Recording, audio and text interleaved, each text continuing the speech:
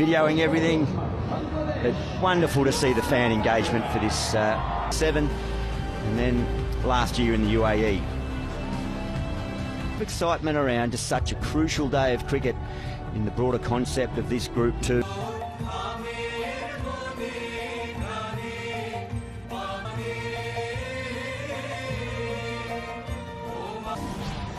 And here is their team, Dale Steyn.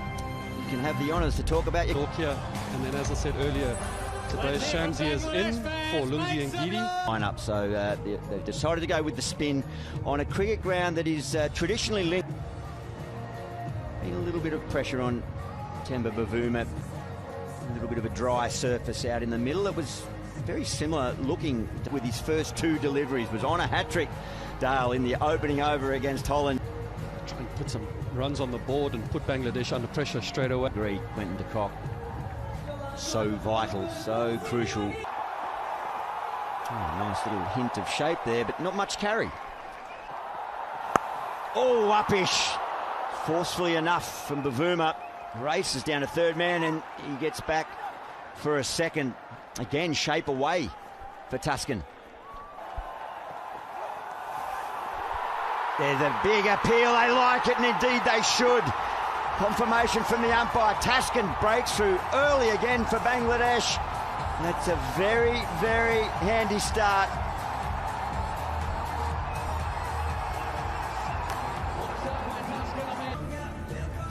Well, the troubles for the South African captain continue. Strong build.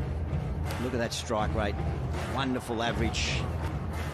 Mahdi Hassan Miraz comes in with his off spin. De Kock opens his account. Well, it was full, and Quinton de Kock latched onto it.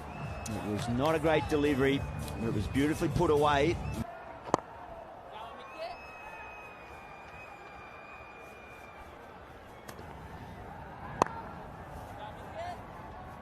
Able to get it square enough to get to the boundary there. Oh, nice carry. Nice energy. He's got his tail up here, Tuscan. His matchup with Riley Rossouw doesn't work in the Bangladesh bowler's favour. Yeah, takes it on nicely. He's put that to the boundary with relative ease. A couple of siders of the shorter delivery, and that time just rocked back and didn't get too greedy. That's nicely put away. That's creative, that's clever. So calm. He made his decision.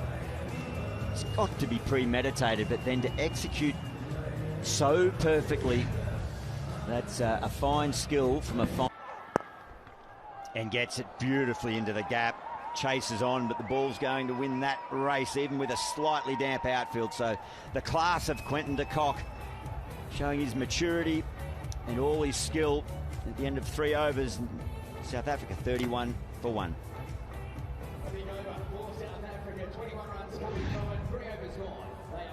And this is there. It's fallen in the slot, and he gets enough to get it over the fence. So it's been a costly little period here with these front foot no balls. It was the 4 where de Kock got creative, but the pressure is back on the bowler. South Africa getting some nice momentum now. Yeah, always difficult to bowl back-to-back. Hassan Mahmood from the Randwick end. Just cramped up, they'll push. It's into the gap, some work to do. Oh, they can't get there, Tuscan. That's 4. So boundary starting to flow nicely for South Africa. Oh, that's the power of this man. That's a lusty blow down the ground. Just freeing up the arms. It's just the length to leverage underneath. Big statement in the last couple of overs from South Africa. A sweeper there, so should cut that off for the singles. So powerful, been so consistent, Riley Rossouw. One of only 2 batters since the last. Considered taking a run there. Rossouw, you can see ages represented at the cricket through this World Cup. Get him keen. Oh, catch at the call again. It's going to fall safe. Mid-on is up. Catch, it's the call, but it's too powerful. Wonderful strike. The deep mid-wicket thought he was in the game there. Started to charge in, but could only turn and watch it. That's probably a good decision. Quinton de Kock there.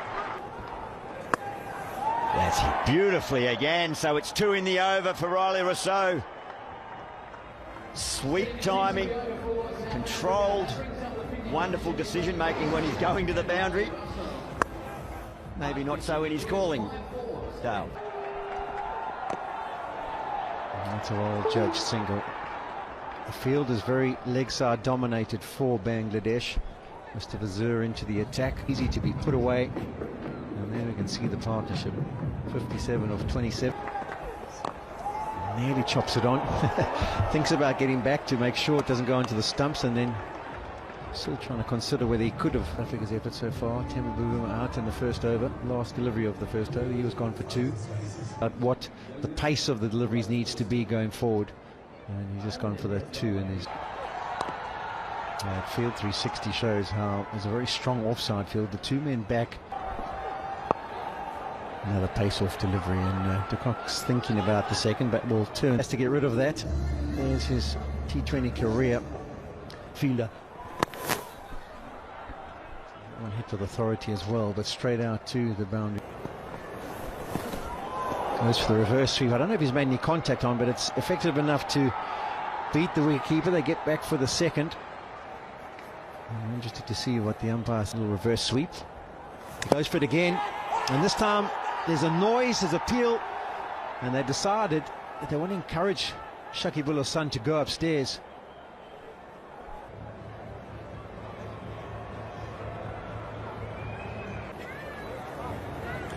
Original decision not out. Pitching outside off. South Africa looking to use the reverse sweep to good advantage, and exactly the case. Superbly played by Quinton de Kock. 6 4s and 4s. Whether the spinners are getting some kind of a grip or turn, we haven't seen any. Some shadows. That's nicely played by Quinton de Kock. The big grounds in Australia, I mean, obviously there's a bit more of advantage for the... Yeah, the other thing which is a bit of a surprise for me is there no sign of Shakibul Hasan. 5. He's had to keep his balance there to make... Yeah, not out. It's quite an involved process, but eventually we get to the right answer. It's actually interesting now. They've lost both their reviews. If they feel that they, or the keeper up to the stumps, they feel that there's the outstump in the end. And they're backing it up with some good running between the wickets. Reverse sweep and plays it nicely, pops it over the infield, and it will make its way. That's the shortest boundary on the ground, and Quinton de Kock peppering it to good effect. 85 metres. Although, as I say that, he takes it on. This could be close. It does. It just clears. There's a bit of an average effort from Shantu. I think it's down there on the boundary. Thought he could have launched himself just to give himself the opportunity of trying to take that. Well, tried to be aggressive and going to fall straight to deep long off, settles and taken nicely. Aiden Markram looking a little bit to the west, but not impeded by the sun. So Mahidi tried to put the pressure back on the spinner, and Shamsi straight back into the team and straight back into the wickets. As we see a great shot there. Keshav just dragging that one down a little bit short. Lytton Dust quickly onto it. Oh, stumped by Mayo. Stumped by Mayo's Musaddiq. Quinton de Kock taking one can sometimes rush you a little bit when the batters run down the wicket like that. Musaddiq having to go. Bangladesh kind of...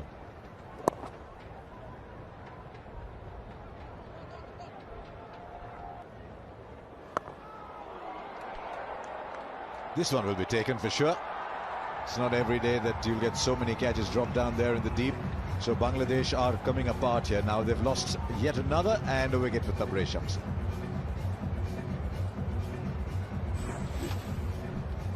Shammo getting his second wicket.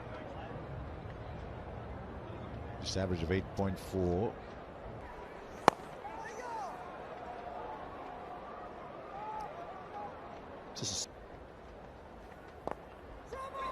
Just a little chip. Can't be easy batting in these situations when really you've got very little to play for. The win is way, way, way beyond him. Turn catches. It's taken. It's taken. It's a very good catch indeed. Now Tabraiz Shamsi saying, if I can't catch it, why don't you? And there's another wicket for him. Litton. I think he's got hold of that. It's gone a long way.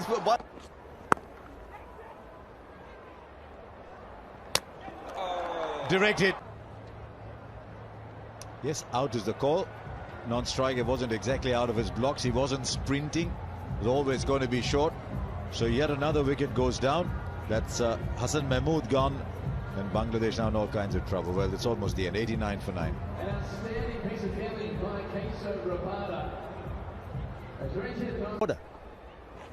There is the stumps. It's castled eventually. He gets his line and length perfect, does Heinrich Nortje, and finishes off the Bangladesh innings and finishes with fantastic figures of 4 for 10. His best figures for South Africa in T20 World Cup cricket, and also the best figures for Heinrich Nortje in T20 International. So a comfortable win for